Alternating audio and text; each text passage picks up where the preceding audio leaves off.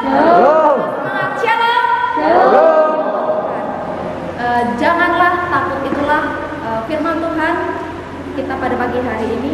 Saudara-saudari yang dikasih oleh Tuhan Yesus Kristus, takut kehilangan sesuatu, takut kehilangan suatu pekerjaan, suatu jabatan, tidak segan-segan membuat orang akan banyak cara untuk menggagalkan seseorang itu tersebut. Karena dianggap sebagai saingan, tidak mau merasa tersaingi atau tidak punya saingan. Nah, saudara-saudari, pembacaan firman Tuhan kita pada pagi hari ini terambil dalam Kejadian pasal 21 ayat yang ke-1 sampai ke-21, tetapi saya akan membahas ayat yang ke-8 sampai ke-21. Di situ di mana Abraham mengusir Hagar dan Ismail. Nah, kenapa bisa terjadi? Oleh karena adanya ketakutan yang dialami Sarah, karena ketakutan atas ahli waris yang diberikan Tuhan kepada Abraham nantinya yang akan jatuh kepada Ismail, anak dari Hagar. Tidak itu juga, teman-teman bisa melihat juga di ayat-ayat sebelumnya juga Sarah juga mengalami ketakutan yang sangat mendalam saat dia belum percaya untuk dia mempunyai keturunan, sehingga Tuhan memberikan dia keturunan. Dan juga ketakutan Sarah merupakan ketakutan yang membuat Hagar senantiasa bersikap seenaknya sendiri. Saudara-saudari bisa melihat dalam ayat 8-21 ya, di situ terdapat bahwa Sarah mengusir Hagar dan Ismail. Itu karena ketakutan yang dialami Sarah. Nantinya hak ahli waris nanti turun di Sarah, di Ismail, anak Hagar. Nah, lalu Bapak Ibu, saudari yang ada di tempat ini, saudara-saudari, kita tahu bahwa Sarah mengambil keputusan yang sangat gegabah. Sarah mengambil keputusan yang melukai orang lain, yang menyingkirkan orang lain, dan mungkin dalam kehidupan kita juga kita bersikap seperti Sarah. Kita berusaha untuk menyingkirkan orang lain dalam setiap kehidupan kita, untuk kita lebih unggul atau kita mempunyai posisi yang lebih dari kita. Nah, lalu mengapa kita tidak perlu takut? Yang pertama karena ada janji Allah. Bapak Ibu dan saudara-saudari bisa melihat dalam ayat yang ke-13. Dalam ayat yang ke-13 terdapat janji Allah yang diberikan kepada Ismail, kepada Hagar. Allah berjanji kepada Ismail, anak Hagar, akan membuat Ismail menjadi suatu bangsa yang cukup besar yang akan diberkati Tuhan. Sebab Ismail merupakan keturunan dari Abraham. Tuhan akan mengenapi setiap janjinya sehingga akan membuat sesuatu indah pada waktunya. Ini menunjukkan bahwa firman atau janji Tuhan pasti digenapi karena Tuhan itu setia pada janjinya dan tidak mungkin atau tidak bisa berdusta.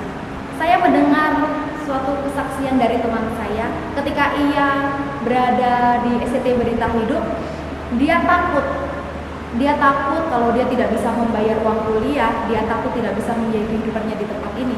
Tetapi ada gembala datang kepadanya, mereka berbincang-bincang dan gembala ini berkata kepada dia gembala ini akan mencukupi segala kebutuhan, baik itu uang kuliah, baik itu kebutuhannya.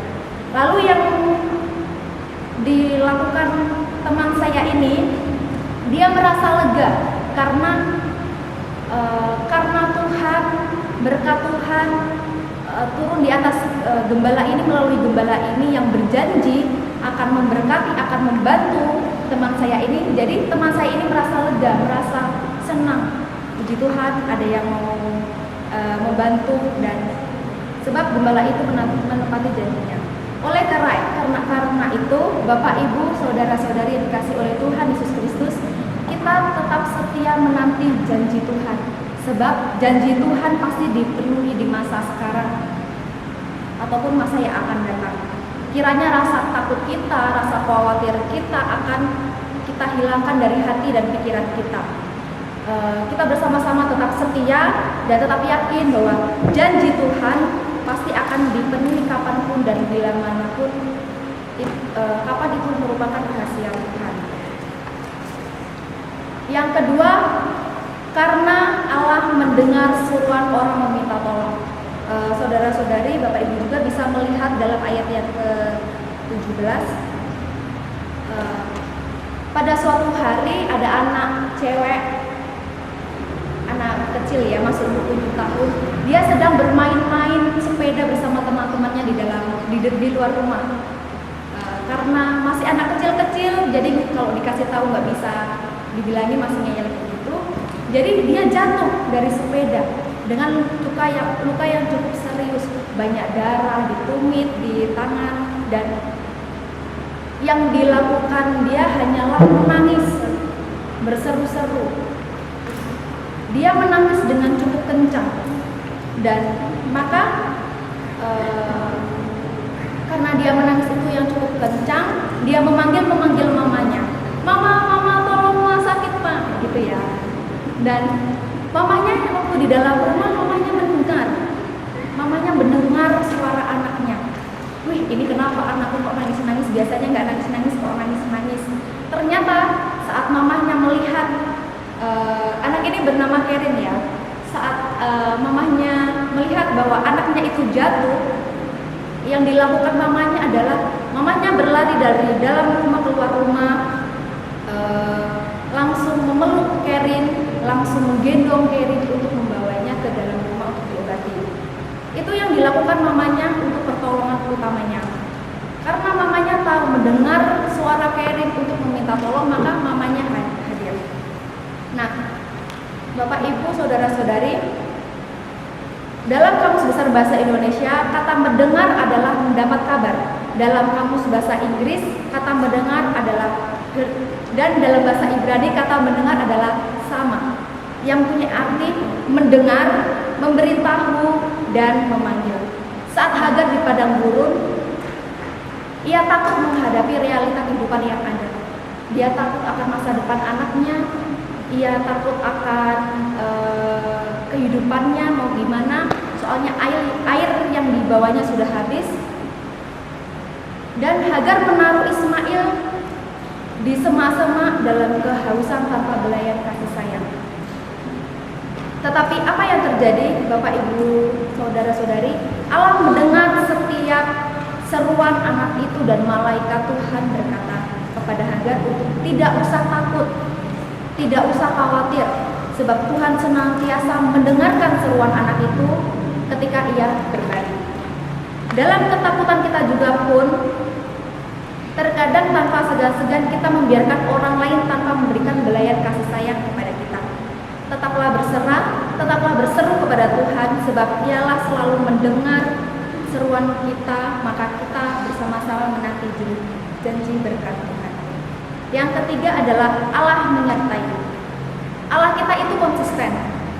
Ia berfirman, tidak ada satupun yang terlewatkan atau gagal. Terkadang kita saja yang merasa ragu akan penyertaan Tuhan, akan janji Tuhan kepada kita.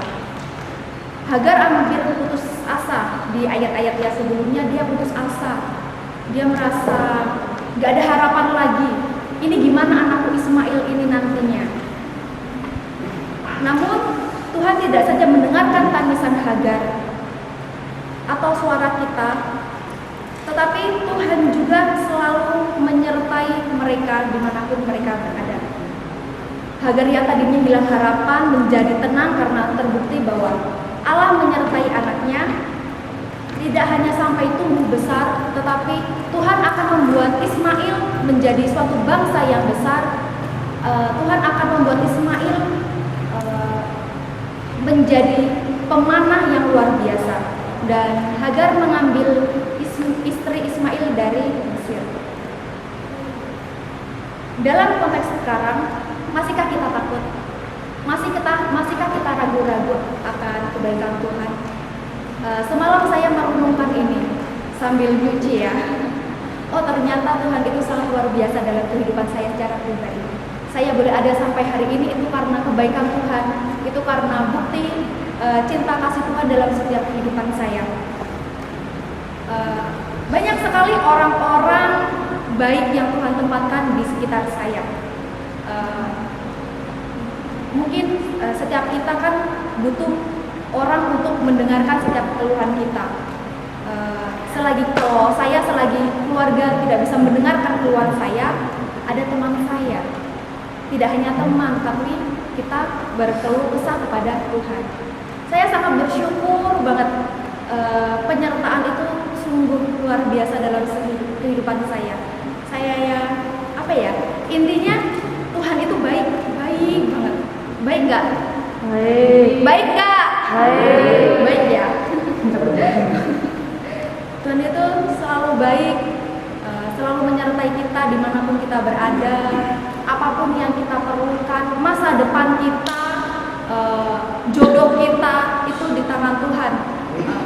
Meskipun orang-orang yang kita kasihi meninggalkan kita, tapi kita bersama-sama percaya bahwa Tuhan itu selalu menyertai setiap kita. Dan penyertaan Tuhan itu sungguh luar biasa. Saya sampai tidak bisa berkata-kata semalam sampai mau tidur juga. Tuhan, Kau sangat baik dalam setiap kehidupan saya. Saya ada sampai hari ini karena penyertaan Tuhan.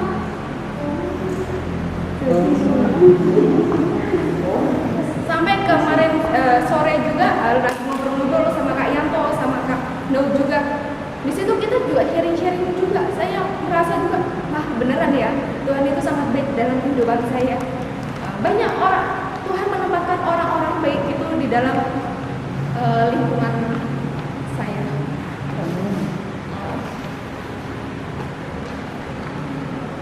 Nah, penyertaan itu telah nyata dalam setiap kehidupan kita, kehidupan saya, kehidupan Bapak Ibu Saudara yang ada di tempat ini. Nah, maka dari itu, mari kita bersama-sama tetap berseru pada Tuhan. Kita percaya bahwa janji dan pemeliharaan Tuhan kita tidak akan pernah gagal atau tidak akan pernah mengkhianati kita.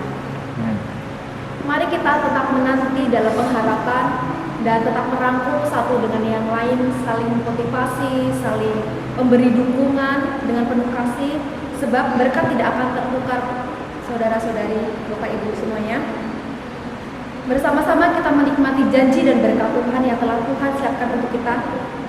Saya mengajak semuanya di tempat ini, janganlah takut, sebab Tuhan selalu mendengar seruan doa kita, sebab Tuhan selalu mendengar apa yang kita butuhkan, apa yang kita inginkan. Tuhan itu selalu mendengar setiap seruan kita. Kita percaya bahwa ada harapan Tuhan yang sungguh luar biasa. Tuhan akan memakai Bapak, Ibu, Saudara, Saudari ada di tempat ini menjadi orang-orang yang hebat, orang-orang yang luar biasa. Maka kita bersama-sama di sini, janganlah takut untuk melangkah, janganlah takut untuk masa depan, janganlah takut apapun yang akan kita butuhkan, janganlah takut kiranya kita serahkan kehidupan kita kepada Tuhan. Tuhan yang menolong dan mengangkat kita, terpujilah Tuhan. Mari kita berdoa.